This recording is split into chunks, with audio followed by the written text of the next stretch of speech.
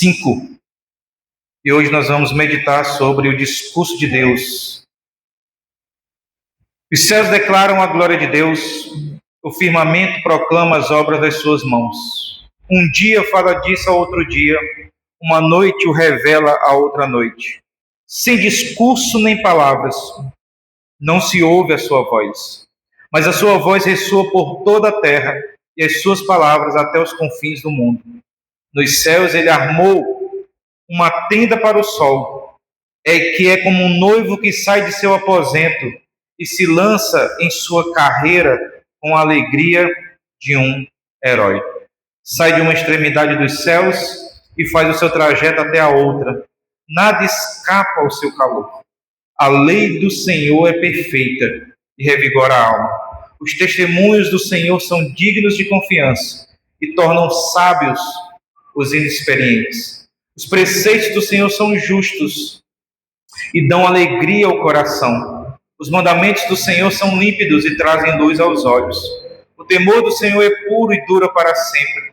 As ordenanças são verdadeiras, são todas elas justas. São mais desejáveis do que o ouro, do que muito ouro puro. São mais doces do que o mel, do que as gotas do favo. Por elas o teu servo é divertido. A grande recompensa em obedecer-lhes. Quem pode discernir os próprios erros? Absolve-me dos que desconheço. Também guarda o teu servo dos pecados intencionais, que eles não me dominem. Então serei íntegro, inocente de grande transgressão. Que as palavras da minha boca e a meditação do meu coração sejam agradáveis a ti, Senhor, minha rocha e meu resgatador. Oremos, irmãos, mais uma vez. Pai eterno, que a tua palavra encontre lugar em nossos corações, para que o nome de Jesus seja glorificado por meio dela. Amém. A beleza da revelação bíblica é que nós conhecemos a Deus porque ele se fez conhecido. Paulo, em Atos 17, diz, no verso 27, que Deus não deixou o ser humano sem testemunho.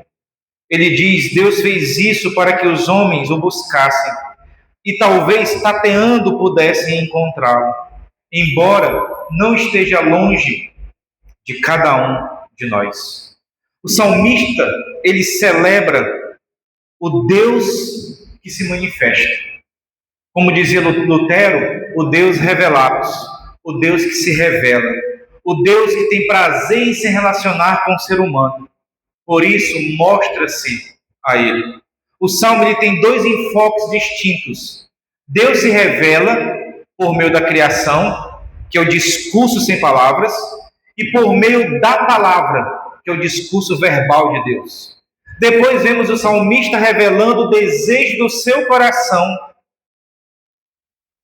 como uma resposta diante da revelação de Deus. E o que nós podemos aprender hoje é que o discurso de Deus na criação e na sua palavra conduz o ser humano ao desejo de viver uma vida agradável a Deus. O discurso da criação e na sua palavra conduz o ser humano ao desejo de viver uma vida agradável a Deus. Primeiro vemos o discurso sem palavras. Deus fala através da criação. Tudo que Deus criou foi para manifestar o seu nome e a sua glória, o seu caráter e a sua glória. Os céus declaram a glória de Deus e o firmamento proclama as obras de suas mãos. Assim como nós podemos reconhecer um artista ao analisarmos as nuances de uma obra, assim também nós podemos conhecer um pouco do ser do artista ao contemplarmos a sua arte, o que ele pensa, como ele enxerga o mundo, o que ele sente. E Deus quer que todos o conheçam ao contemplar a beleza da sua criação. É por isso que o pastor Exaltino Gomes gostava de dizer que Deus é perdulário. Pinta o pôr do sol por um instante, para no outro dia desfazê-lo e pintá-lo novamente. Por que os céus brilham? Porque Deus brilha.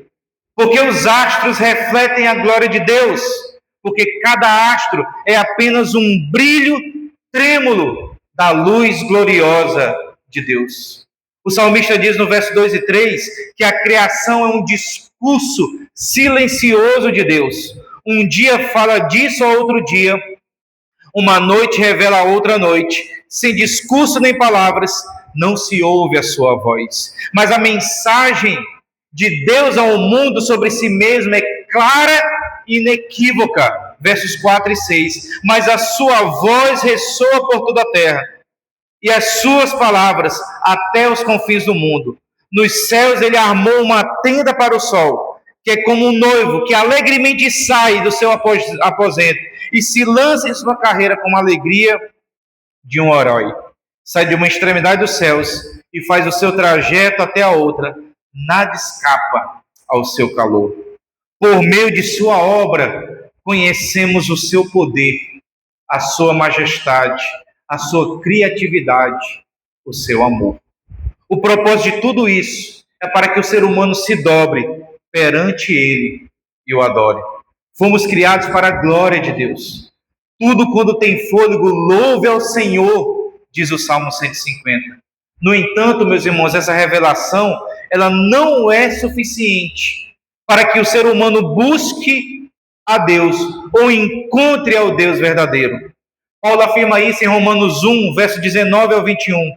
Porquanto que de Deus se pode conhecer, nele se manifesta, porque Deus lhe manifestou, pois os seus atributos invisíveis, as suas qualidades invisíveis, o seu eterno poder e divindade, são claramente vistos desde a criação do mundo, sendo percebidos mediante as coisas criadas, de modo que eles são inexcusáveis, porquanto, tendo conhecido a Deus, contudo, não glorificaram como Deus e nem lhe deram graças. Para que Deus criou todas as coisas? Para que fosse conhecido. Para que o ser humano olhasse para a beleza da criação e dissesse: louvado seja o Senhor, gratos somos a Ti, ó Deus, por tudo isso. Mas o ser humano voltou-se para si mesmo, adorando a si mesmo, ou adorando a criatura ao invés do Criador. A verdadeira obra de arte, disse o artista italiano Michelangelo, é apenas uma sombra da perfeição divina. Uma sombra da majestade e da grandiosidade de Deus. Os seres humanos não deram a Deus a honra devida.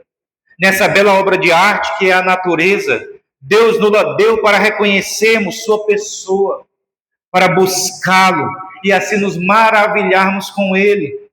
Leonardo da Vinci disse que a lei suprema da arte é a representação do belo. A verdadeira arte expressa o belo, o bom e o verdadeiro é encontrado na pessoa de Deus. Por meio da sua criação, Deus derrama sobre nós sua alegria ao nos encantarmos com o sol nascendo no horizonte. Nunca esqueço o impacto que foi na minha vida ver o sol nascer acima das nuvens, dentro do avião. Por meio de sua criação, sentimos a alegria do girassol ao abrir-se com a luz do sol, como que experimentando uma nova vitalidade.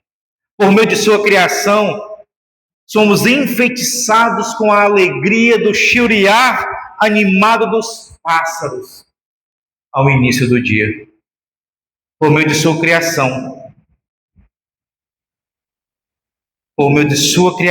bela, quando os pássaros estão ali cantando pela manhã, é como se Deus estivesse mandando um recado para nós: a vida é bela.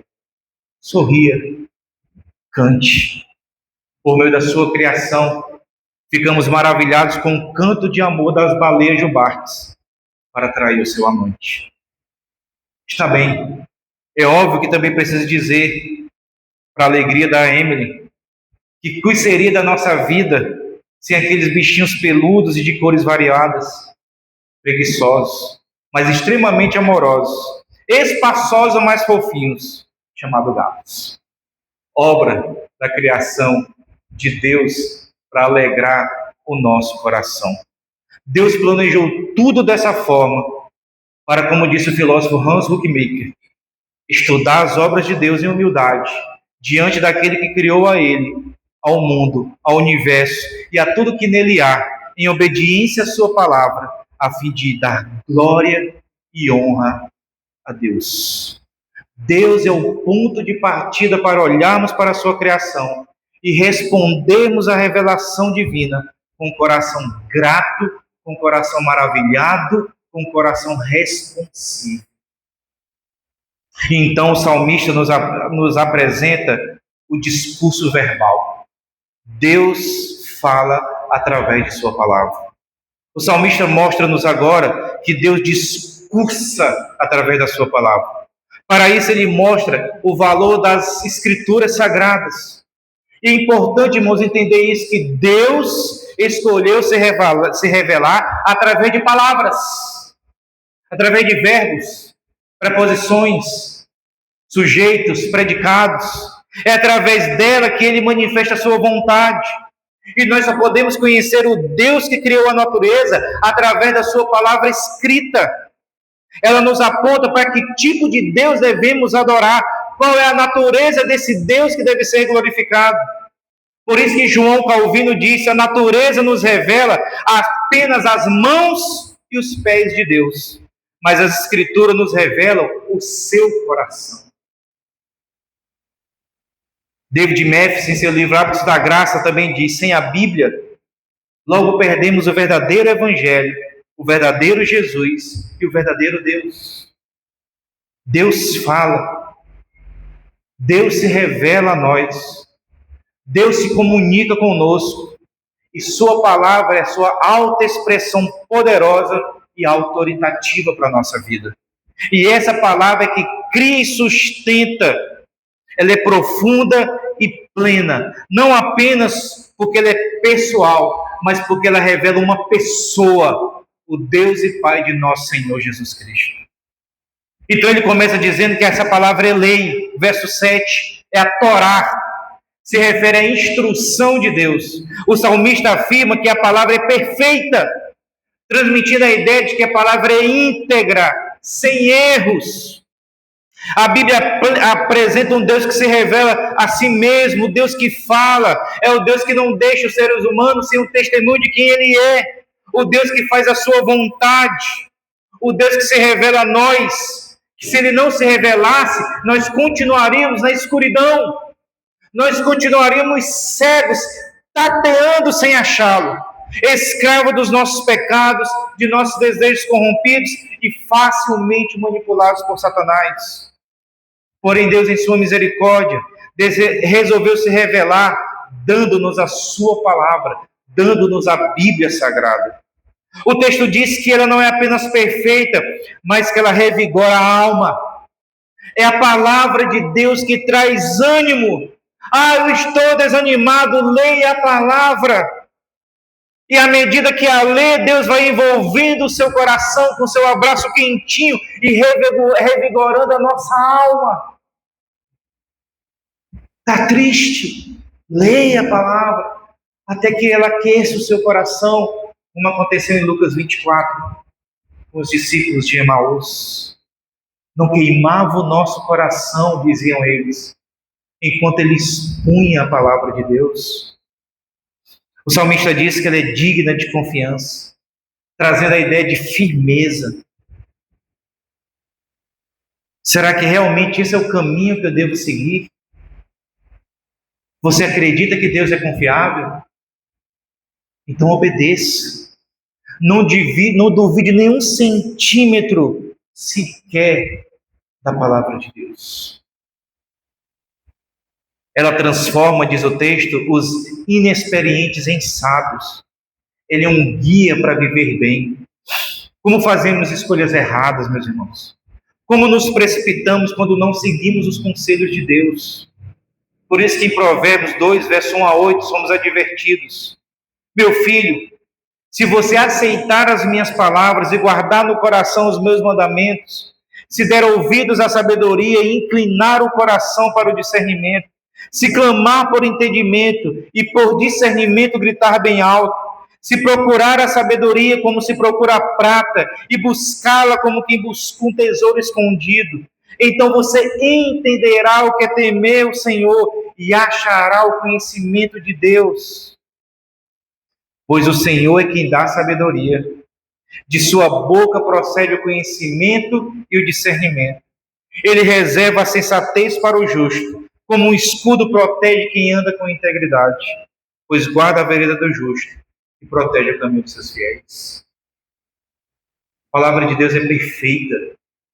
A palavra de Deus é um guia confiável para que possamos viver uma vida agradável a Deus, uma vida que honre o Senhor. A palavra de Deus, que agora é chamada de preceitos no texto, são justos. Segui-la sempre conduzirá a um bom caminho, ao caminho da justiça e ao caminho da paz. Ela traz alegria ao coração. Ah, pastor, estou triste. Lê a palavra. E à medida que você vai lendo, paulatinamente, ela vai trazendo alegria ao seu coração. Porque o Espírito Santo usa a palavra de salvação, para nos animar.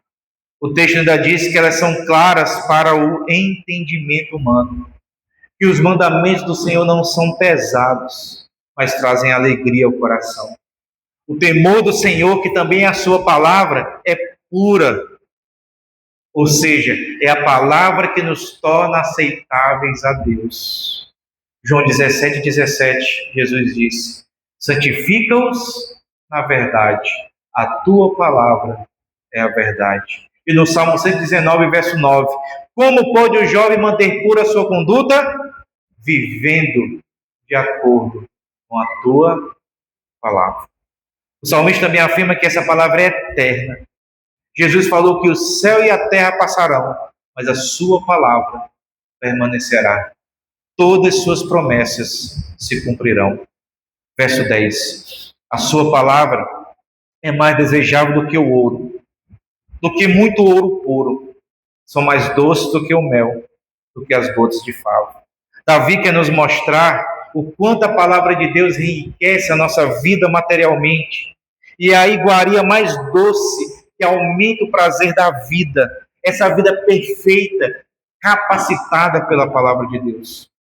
Quando a Bíblia foi entregue à Rainha Elizabeth, na cerimônia de sua coroação, disseram: nós lhe apresentamos este livro, coisa mais preciosa que existe no mundo. Aqui reside a sabedoria. Esta é a lei real. Estes são os oráculos vivos de Deus. Meus irmãos, como eu gostaria que a palavra de Deus realmente se tornasse a fonte de vida e de verdade de nossas vidas. Chega da nostalgia lembrar que os crentes eram conhecidos como os Bíblias. Lá vai os Bíblias indo para a igreja, porque amavam a palavra. Eva ignorou a palavra de Deus, seguiu os próprios desejos do coração. Mas o salmista diz: não, eu não vou escolher os desejos do meu coração acima da palavra de Deus. Eu vou escolher a palavra de Deus porque ela é mais desejável, porque ela é mais doce, porque ela é mais pura, porque ela é mais deleitável para aqueles que dela meditam. Que a palavra de Deus seja para nós mais desejável quanto qualquer coisa que amamos ou desejamos neste mundo. Verso 11. Por elas o teu servo é advertido, a grande recompensa em obedecer. Esse mandamento nos esclarece que tudo que nós precisamos saber sobre Deus e a sua vontade está na sua palavra. Às vezes a gente busca a vontade de Deus sobre tantas coisas, quando temos na sua palavra orientações claras de como devemos viver a nossa vida espiritual e secular, a nossa vida privada e a nossa vida pública. A igreja deve voltar-se para a Bíblia, não para pessoas que se dizem inspiradas, que interpretam as Escrituras segundo as suas indiciocrasias, de acordo com seus subjetivismos, não, mas vivendo de acordo com a clareza da palavra. Por isso que Paulo disse a Timóteo, 2 Timóteo 3, verso 2 a 5, nos últimos dias sobrevirão tempos difíceis, tempos trabalhosos, porque haverá homens amantes de si mesmos, avarentos, presunçosos, soberbos, blasfemos, desobedientes a pais e mães, ingratos, profanos, sem afeto natural, irreconciliáveis, caluniadores, incontinentes, cruéis, sem amor para com os bons, traidores, obstinados, orgulhosos, mais amigos dos eleitos do que amigos de Deus, tendo aparência de piedade, mas negando a eficácia dela. Destes afasta-te. E nós chegamos no tempo em que até nós, crentes, muitas vezes resistimos às orientações da palavra de Deus. Muitas vezes quando ela vai contra as nossas opiniões, as nossas visões pessoais. E nós chegamos nesses tempos difíceis. Mas a palavra de Deus é valorosa. Sabe por quê? Porque ela nos mostra os nossos erros. Verso 12. Quem pode discernir os próprios erros? Absolve-me dos que desconheço. Davi diz assim: tem pecados que eu cometo que eu não sei se os cometi. Eu nem sei muitas vezes se foi pecado. Ele diz: Senhor, mostra-me pela tua palavra até os pecados que eu desconheço. Mas ela também tem um poder de nos conduzir a Deus para nos purificar. Verso 13. Também guarda o teu servo dos pecados intencionais, que eles não me dominem. Então serei íntegro, inocente de grande transgressão. É a palavra de Deus lida, estudada e orada, que nos afasta do pecado e nos dá força contra os desejos pecaminosos do nosso coração. O pecado é poderoso, mas muito mais poderoso é a palavra de Deus.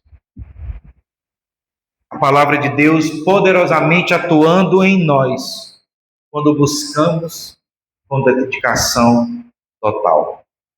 Muitos acham que o caminho para acertar é errando, e nós pagamos um preço muito alto por isso. Mas a palavra de Deus, meus irmãos, é um guia seguro para não errarmos, para preparar e qualificar os despreparados, para ser um excelente guia e proteção para a nossa vida. Você sabia que ler a Bíblia de capa a capa leva cerca de 70 horas? 70 horas para você ler a Bíblia de capa a capa. E à medida que uma pessoa passa em frente da TV, todos os meses é essa. Todos os meses uma pessoa comum passa 70 horas na frente da TV. E se as pessoas trocassem esse tempo lendo as Escrituras, ele leria toda a Bíblia em 4 semanas. Logo, leria a Bíblia 3 vezes ao ano. Mas se você ler apenas 15 minutos por dia, e é impossível que ninguém consiga ler a Bíblia 15 minutos por dia, você pode ler a Bíblia em menos de um ano. Além disso, meus irmãos, chega um momento da nossa caminhada cristã, e eu tenho dito isso, que a gente precisa cavar mais fundo. Porque as pérolas, os diamantes, estão mais no fundo. Muitas vezes nós precisamos diminuir o ritmo, estudar a Bíblia, se aprofundar nas Escrituras, se deleitar nela, comprar um bom comentário e ler um livro da Bíblia devagarzinho, mastigando, para encontrar as pérolas que nelas estão escondidas. Muitas vezes a gente só arranha a superfície do texto bíblico. E Deus quer que a gente vá mais fundo. Ainda citando David Matheson em Hábitos da Graça, ele diz: o meio fundamental da graça contínua de Deus, por meio de seu Espírito, na vida do cristão e na vida da igreja, é a alta expressão de Deus em sua palavra, no Evangelho, perfeitamente guardado para nós e apresentado em todas as texturas, riquezas e matizes na palavra escrita e externadas Escrituras. Aqui a história, aqui a biografias, aqui a poesia, aqui a provas, aqui a ensino, aqui a instrução, aqui a pureza, aqui a direção. Tudo disponível para nós em sua palavra. Mas qual é a resposta do ser humano ao discurso de Deus? Diante do conhecimento revelado de Deus na criação e nas Escrituras, a Bíblia exige uma resposta de nossa parte. Diante da majestade de Deus revelada na criação e na sua vontade, no seu coração revelado em sua palavra, o salmista observa no verso 13 e 14, manifesta dois desejos que devemos também ter em nossa vida. Primeiro, o reconhecimento de sua fragilidade diante de Deus. Lendo novamente o verso 13. Também guarda o teu servo dos pecados intencionais, que eles não me dominem. Então serei íntegro, inocente de grande transgressão. Ele reconhece que o orgulho pode conduzir o ser humano para longe de Deus. Por isso que o seu desejo é que Deus o ajude a andar em integridade. Porque o pecado ele tem a capacidade de nos cegar a uma autocrítica. E Davi reconhece a sua incapacidade de ser justo por si mesmo. Por isso que ele apela para o auxílio divino. Ele olha, Senhor, é impossível diante de tanta grandeza, diante da perfeição da tua palavra, segui-la. Ajuda-me, para que eu não transgrida a tua palavra de forma intencional. Porque é pecado grave saber o que a palavra de Deus diz e ainda assim desobedecer. E Davi reconhece que é frágil, ele reconhece que é pecador, ele reconhece que mesmo aquelas transgressões que ele conhece, se não for o auxílio de Deus, ele não consegue obedecer. Mas há uma segunda coisa aqui. O pregador puritano Thomas Watson, sobre isso ele diz, preste bem atenção, considere cada palavra de Deus, cada palavra da Bíblia, dita a você. Quando a palavra troveja contra o pecado, pense assim, Deus está falando de meus pecados. Quando exige qualquer dever, Deus quer isso de mim.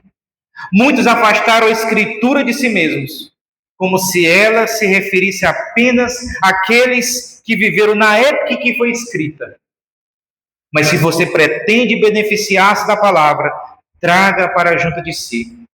Um remédio não faz nenhum bem, a menos que seja usado. Você tem usado a palavra de Deus? Você tem lido a palavra de Deus diariamente? Não somente ler, mas você tem orado a Deus, pedindo a Deus que você obedeça a palavra. Que pecado você está cometendo, que você sabe que é pecado, e intencionalmente você está pecando? Você diga assim, Senhor, faça como Davi. Senhor, me ajuda a não viver no pecado intencional. Que é aquele pecado que eu sei que é pecado, mas eu quero viver nele. Me ajuda a vencê-lo pela tua palavra. Segundo, ele deseja que a sua vida seja agradável a Deus. Esse é um dos meus versículos favoritos. Verso 14. Que a palavra dos meus lábios, da minha boca, e a meditação do meu coração sejam agradáveis a ti, Senhor, minha rocha e meu resgatador. Ele deseja que a sua mente e o seu coração sejam consagradas a Deus. E a melhor maneira é não ser orgulhoso, mas atento à sua palavra. Confiar que nela encontramos abrigo e proteção. É nos deleitarmos nela, nos aproximarmos dela com grande amor. E essa é a grande questão, meus irmãos. Tudo que Deus quer que nós façamos para Ele, seja em amor. E a gente não pode ler a Bíblia só quando a gente está bem. A gente não pode ler a Bíblia só quando tudo ou então quando tudo vai mal. Aí me lembro que existem os salmos. A gente não pode ler a Bíblia apenas porque eu sou crente, eu tenho que lê-la. Não, não tem. Nós temos que ler as Escrituras porque nós amamos a Deus. Que eu amo a Deus. E porque eu amo a Deus, eu quero ouvir a sua voz. Porque para mim não existe uma voz mais bela do que a voz do meu Senhor. Por isso que eu devo ler a Bíblia, que eu amo a Deus. E a Bíblia é a carta de Deus para nós. É a sua carta de amor. É o seu coração aberto e rasgado para nós. E por isso que nós devemos ler. Quando estamos apaixonados, cartas eram enviadas, se o seu coração palpitava, e você tremia abrindo aquela carta. Crianças, carta era um papel que a gente escrevia e mandava pelos correios, viu? E a gente lia, e a gente chorava. É isso que é a Bíblia, meus irmãos. É o coração de Deus aberto para nós. Na Bíblia nós encontramos as lágrimas de Deus por pecadores. Na Bíblia nós encontramos o Deus que está dizendo assim: eu não quero que você caminhe sozinho, eu quero que você caminhe comigo.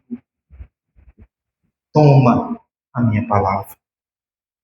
A maioria das atividades que fazemos no decorrer do dia e das palavras que saem da nossa boca são feitas e ditas de modo natural, sem reflexão imediata. Muitas vezes é aquilo que realmente está no nosso coração. Você não para alguns segundos, na maioria das vezes, antes de fazer algo ou dizer algo. Simplesmente você faz e diz. Por quê? Porque a nossa vida flui a partir do tipo de pessoa que somos e nos tornamos. Observem que a maioria das vezes as orações de Paulo nas Escrituras não são uma lista de mandamentos, mas pedindo poder e sabedoria de Deus para fazer boas escolhas na vida. E John Piper nos esclarece isso da seguinte forma. Ele diz, isso levanta a seguinte questão: como se tornar o tipo de pessoa de modo que você seja uma boa árvore, que espontaneamente gera bom fruto, em vez de uma árvore ruim, que espontaneamente gera mau fruto? A resposta é mergulhar nas Escrituras e, ao contemplar e apreciar Jesus e seus caminhos, permitir que sua alma seja moldada e condicionada pela Bíblia. Sua alma deve ser completamente invadida pela graça até que fique flexível, maleável e sensível à condução do Espírito Santo. E então, passe a responder de maneira espontânea. O que John Piper quer dizer? Que quanto mais nós lemos as Escrituras, não de forma obrigatória, mas em amor, nos aprofundando nela, mais o Espírito Santo vai moldando o nosso coração, moldando para que o nosso coração se torne semelhante ao coração de Jesus. E aquilo que vai sair da nossa boca serão palavras agradáveis a Deus, palavras de graça para aquele que nos ouve. É impossível ter uma vida agradável a Deus sem buscar constantemente a Bíblia. Você entende isso? É a palavra de Deus que purifica a nossa mente, reordena os nossos afetos, domina os nossos desejos, limpa as nossas mãos, santifica os nossos olhos e direciona o nosso andar. Se você não tem intimidade com a palavra, nunca terá uma vida agradável a Deus.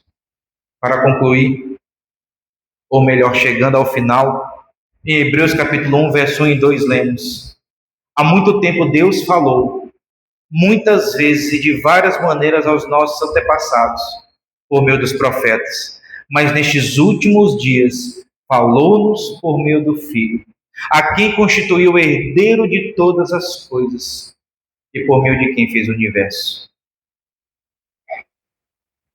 A autorrevelação completa, final e perfeita de Deus ao homem foi o Deus homem, Jesus Cristo. Jesus é o Verbo de Deus que se fez carne.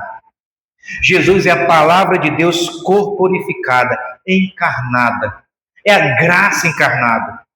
É o amor revestido de carne. E é dessa palavra divina humana que nossas almas precisam para sobreviver, ter força e crescer. Não foi Jesus que disse em João 5,39: examinai as Escrituras, porque foi cuidais nelas ter a vida eterna, e que são elas que testificam de mim. A Bíblia aponta, revela e fala de Jesus Cristo. Não há outro meio de conhecê-lo. Ele é a palavra de Deus. Se você realmente ama Jesus e deseja ser abraçado por Ele, leia a sua palavra. Se você quer ter um encontro com Jesus, leia a sua palavra. Ame a Bíblia porque ela aponta para Jesus. Resista às suas palavras e é centrada em sua pessoa. Jesus amava a palavra de Deus. Confie na Bíblia como a única e suficiente revelação de Deus para você. Por quê? Porque ela dá testemunho de Cristo, o caminho, a verdade e a vida de Deus. O centro das Escrituras é Jesus Cristo. A Bíblia é um livro de salvação e essa salvação é obtida por meio de Jesus Cristo. A Bíblia é cristocêntrica, ela tem Cristo no centro, tanto no Antigo quanto no Novo Testamento. A Escritura, ela não faz sentido sem Jesus Cristo.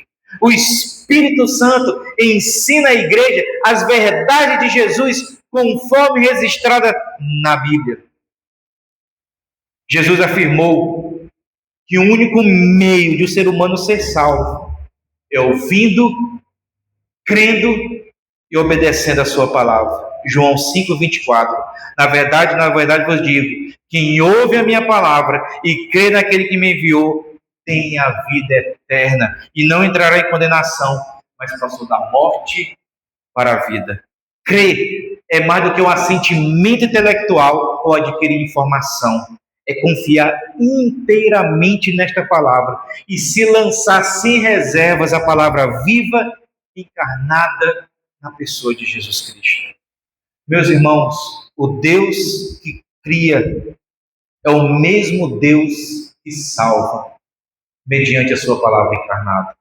Jesus Cristo, e por meio de Jesus, Deus estabeleceu uma aliança conosco, possibilitada pelo sacrifício de Jesus na cruz do Calvário, que é ratificada toda vez em nossa vida pela nutrição espiritual do pão e do vinho na ceia. Fique em pé, feche seus olhos, vamos orar. Querido Deus, pedimos ao Senhor nesta noite que molde nossa vida, nossos afazeres e nossas relações por meio da Tua palavra. Que ela regue nossas vidas para transformá-la, à medida que a lemos para Te conhecer mais e experimentarmos mais a cada dia do poder do Espírito em nossas vidas, para que possamos ser bênção na vida dos outros. E agora que comeremos do pão e beberemos do cálice, reunidos como igreja do Senhor, nutra a nossa fé e renove a nossa esperança, através do pão e do vinho. É o que oramos em nome de Jesus. Amém.